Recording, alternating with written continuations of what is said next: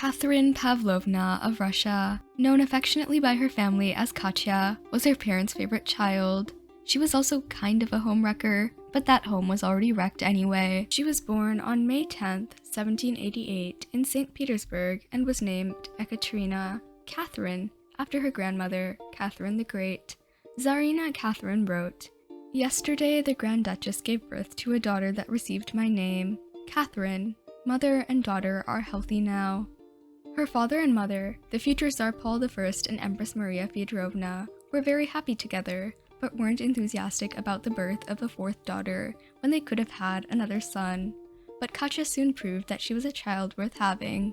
She was given the best education possible and read widely. She was close with all her siblings, especially her brother, the future Tsar Alexander I, to whom she always wrote about how much she loved him. Katya quickly became her mother's favorite. During the Napoleonic Wars, Emperor Napoleon of France divorced his wife, Josephine. He hated to do so, but he needed an heir, and it seemed that Josephine wouldn't be able to give him one. Napoleon was searching for a new wife before the divorce was even finalized, and seriously considered Katya as a potential bride. The idea was hinted at to Katya's mother, as her father was dead by then. She and Katya's siblings were horrified with the idea, so a marriage was hastily arranged to Duke George of Oldenburg. They were married in 1809, when Katya was 21 and George was 4 years older. The couple moved to Tver, where Katya was determined to create her own version of St. Petersburg. She held lavish balls and banquets, similar to the kinds held at the imperial court. Her life with George was wonderful, and it certainly helped that they loved and cared for each other deeply. They had 2 sons, Peter George and Constantine Friedrich Peter. George died in 1812, barely 3 years after the marriage at the age of 28, leaving Katya a young widow with 2 small sons. She continued to hold influence over her brother, Tsar Alexander, making her a very powerful woman. That same year, conspirators who planned to overthrow Alexander thought Katya would be a great replacement, and could take the throne as Catherine III. This never came to pass, however. She spent the 2 years following her husband's death with her brother, Tsar Alexander.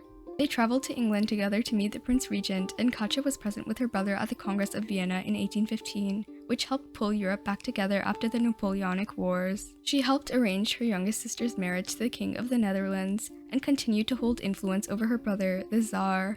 While in England with Alexander, she met Prince William of Württemberg, the son of the King of Württemberg. They fell in love, but William was still married, so he divorced his wife.